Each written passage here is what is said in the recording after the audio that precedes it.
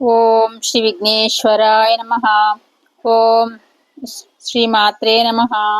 ఓం శ్రీ సద్గురు అంతర్ముఖానంద వేదవ్యాస భట్టారక జగద్గురు శ్రీకృష్ణ పరబ్రహ్మణే నమః. శ్రీమద్దేవి భాగవత మహత్యం భాగం 248, ఏకాదశి స్కందము, అధ్యాయం 12.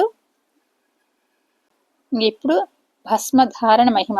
నారదా, ఈ భస్మధారణ మహత్యం ఎంత చెప్పినా తరగదు, ఇంకా ఉంది, విను. ఇప్పటికీ జాబితాలోకెక్కిన పాతకాలే కాక ఇంకా మహాపాపాలు ఏమైనా ఉంటే అవి కూడా నశిస్తాయి. భస్మధారణతో అనటం ముమ్మాటికి సత్యం.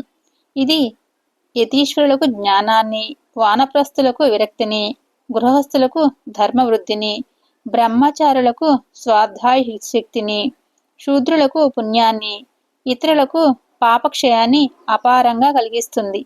సర్వభూత రక్షణ కోసం విభూతిని ధరించాలని, ఉద్ధూరణ చేసుకోవాలని వేదం చెబుతుంది. ఇది యజ్ఞంతో అన్ని విధాలా సరిసమానమంటుంది. మహేశ్వరులకు ఇది చిహ్నం. సర్వులకు విజ్ఞానప్రదం అని పేర్కొంటుంది. బ్రహ్మ విష్ణు మహేశ్వరులు వారి అంశావతారాలు, ఇంద్రాది దేవతలు, వరుణాది దిక్పాలకులు, సరస్వతి లక్ష్మీ పార్వతులు వారి అంశ దేవీమూర్తులు, శచీ ప్రముఖ సకల దేవకాంతలు, యక్ష రాక్షస గంధర్వ సిద్ధ సాధ్య విద్యాధరాది సమస్త జాతుల వారు, మునులు ఋషులు యోగులు తపస్సులు, చతుర్వర్ణాల వారు, సంకర జాతుల వారు, అపభ్రంశులు, వారు వీరు అనే తేడా లేకుండా అందరూ భస్మధారణలు చేస్తున్నవారే, చేయవలసిన వారే. శిష్టులు అంటే వీరే, ఇంకెవరూ కారు. ఒక్క మాటలో దీని మహత్యం చెప్పాలంటే, శివలింగంలాగా, చింతామణిలాగా, పంచాక్షరి మంత్రంలాగా ఈ విభూతి అనేది మహాలక్ష్మిని వశీకరించుకునే దివ్యౌషధం. విభూతిని ధరించి వస్తే మూర్ఖుడా పండితుడా అనే ప్రశ్న లేదు. అతడికి భోజనం పెట్టాలి. అతడు భుజిస్తే పార్వతీ పరమేశ్వరులు వచ్చి భుజించినట్టే. భస్మధారిని అనుసరించినా, స్తుతించినా, శ్రద్ధగా సేవించినా పాపాలు తొలగిపోతాయి. పూజనీయుడవుతాడు. త్రిపుండ్రధారికి భిక్ష వేస్తే సర్వవేదాలు చదివినంత, సకల సత్కరములు అనుష్ఠించినంత పుణ్యం వస్తుంది. నిత్యము శిరసున విభూతిని ధరించేవాడు అడవుల్లో ఉన్నా, అరణ్యాల్లో ఉన్నా అది కాశీక్షేత్రమే. భస్మధారిలో మిగతా యోగ్యతలు పరిశీలనీయాలు కానే కాదు. అవగుణాలు ఎన్ని ఉన్నా పరిగణనీయాలు కానే కాదు. శివ సంతతితో సమానుడు, పూజనీయుడు. ఒకవేళ దుశ్శీలుడయుండి ఎదుటివారిని మోసగించడం కోసమనే విభూతి పెట్టుకున్నా, ఒళ్లంతా పులుముకున్నా అతడు ధన్యుడే, పావనుడే. 100 యజ్ఞాలు చేసిన వారు వెళ్లే లోకాలు తాను వెడతాడు.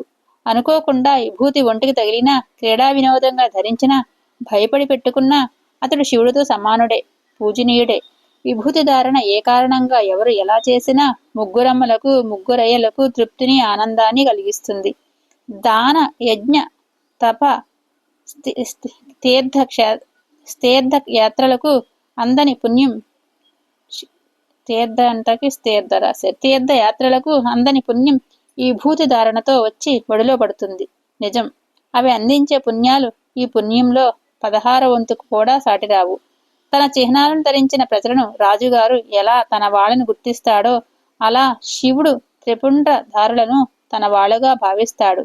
నిర్మల హృదయంతో విభూతిని దర్శిస్తే సాక్షాత్తు రుద్రుణ్ణి వశీకరించుకున్నట్టే.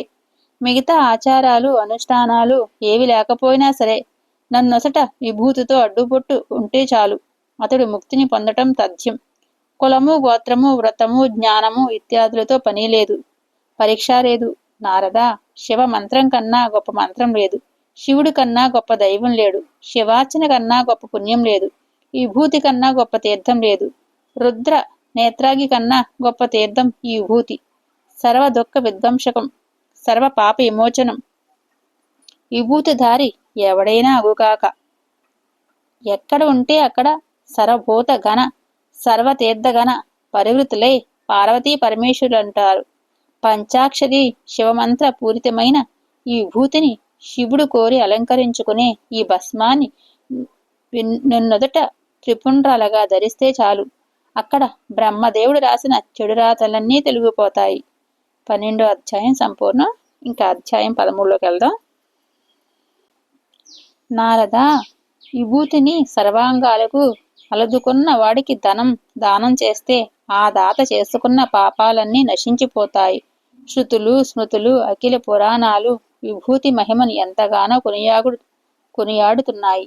అంచేత అందరూ దీన్ని అలంకరించుకోవడం శ్రేయస్కరం. తెల్లని విభూతిని నుదుట పెండెకట్టులుగా పెట్టుకుని 3 పూటలా సంధ్యవార్చిన విప్రుడు శివలోకంలో శాశ్వతంగా నివసిస్తాడు.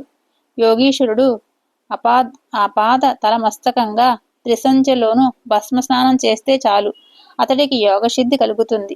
ఇది జలస్నానం కన్నా ఎన్నో రెట్లు గొప్పది. గృహస్థులకు వంశవృద్ధి, సర్వతీర్థాలను కృంకులాడిన పుణ్యఫలం ఒక భస్మస్నానంతో లభిస్తుంది. మహాపాతకాలు ఉపపాతకాలు అన్నీ మండుతున్న అగ్నిలో ఎండుకట్టుల్లాగా దహించుకుపోతాయి. భస్మ స్నానానికి చాటి వచ్చే స్నానమే లేదు. ఇలాగని శివుడే సాక్షాత్తుగా ప్రశంసించి తాను స్వయంగా నిత్యము భస్మ స్నానాన్ని చేస్తున్నాడు. అప్పటినుంచి బ్రహ్మాది దేవతలు, ఋషి ముని గణాలు సకల సత్కర్మ ఆచరణలకు ఆరంభంలో పనిభూని భస్మ స్నానం చేస్తున్నారు.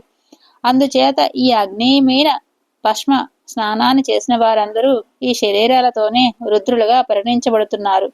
భస్మ స్నాతులకు భస్మధారులను సందర్శించిన వారు సైతం దేవాసుర మునీంద్రుల చేత వంద్యులవుతున్నారు. దర్శించి గౌరవ సూచకంగా లేచి నిలబడిన వారికి దేవేంద్రుడంతటి వాడు సాష్టాంగ పడతాడు. భస్మధారులకు అభ్యక్ష భక్షణాది దోషాలు ఏవి అంటవు. అన్నీ హాయిగా ఆరగించవచ్చు. జలస్నానం చేసిన భస్మస్నానం కూడా చేస్తేనే బ్రహ్మచారులు, గృహస్థులు, వానప్రస్థులు సర్వపాప వినిముక్తులవుతున్నారు. సద్గతి అంటే ముక్తి పొందుతున్నారు. యతీశ్వరులకు ఈ ఆగ్నేయ భస్మ స్నానం మరీ విశేషంగా ఫలప్రదమవుతుంది. ఇంకా భస్మ స్నానం గురించి ఇంకా చెప్తున్నారు. భస్మ స్నానం ఆర్ద్ర స్నానం కన్నా భస్మ స్నానమే ఉత్తమోత్తమం. ఎందుకంటే ఆర్ద్రత ఆరిపోతుంది. అదీకాక ఆర్ద్ర స్నానం ప్రకృతి సిద్ధం. ప్రకృతి అంటే బంధనమేనని పెద్దలంటారు. కనుక ప్రకృతి బంధ విమోచనం కోసం భస్మ స్నానం చేయాలి. సారాంశం ఏమంటే ఆగ్నేయ స్నానానికి సాటి వచ్చేది ఈ ముల్లోకాల్లోనూ మరొకటి లేదు. అందుచేతనే సకల దేవతలు రక్షణ కోరి, పవిత్రత కోరి, మంగళం కోరి ఈ విభూతిని ఆది పరాశక్తికి ప్రేమతో కానుకగా అందించారు. అంతటి పవిత్రమైన ఈ ఆగ్నేయ స్నానం అశీతిక వాత రోగాలకు, చతుషష్ఠి పిత్త రోగాలకు, సప్త త్రిపంచక శ్లేష్మ రోగాలను, వ్యాఘ్ర చోర దుష్ట గ్రహ భయాలను తక్షణం తొలగిస్తుంది. సందేహం లేదు. సింహం చేతిలో ఏనుగుల్లాగా ఇవి మడిసిపోతాయి. శీతలోదకాలతో స్నానం చేసి విభూతిని నొన్నొదట త్రిరేఖలుగా ధరించిన వారు పరబ్రహ్మను చేరుకుంటాడనటంలో సందేహం లేదు. భస్మ స్నానం కూడా చేస్తే బ్రహ్మలోకంలో శాశ్వతంగా ఉండిపోతాడు అనడంలో అంతకన్నా సందేహం లేదు. లలాటలిఖితమైన బ్రహ్మరాత్రలో పనికిరాని వాటిని, హానికరమైన వాటిని తుడిచివేసే శక్తి త్రిపుండ్రాలకు మాత్రమే ఉంది. ఆ బ్రహ్మకు కూడా లేని శక్తి ఇది. ఏ అవయవాన ఈ విభూతి పెట్టుకుంటే ఆ అవయం చేసిన పాపాలన్నీ తొలగిపోతాయి. గుండెలపై దాలిస్తే మనసు చేసే పాపాలు, బొడ్డును ధరిస్తే మర్మాంగం చేసిన పాపాలు అంతరిస్తాయి. ఇంకా రేపు చెప్పుకుందాం. భస్మధారణ, భస్మ మహిమ అంత గొప్పదన్నమాట. ఓం శ్రీ గురుభ్యో నమః. సర్వం శ్రీకృష్ణార్పణమస్తు.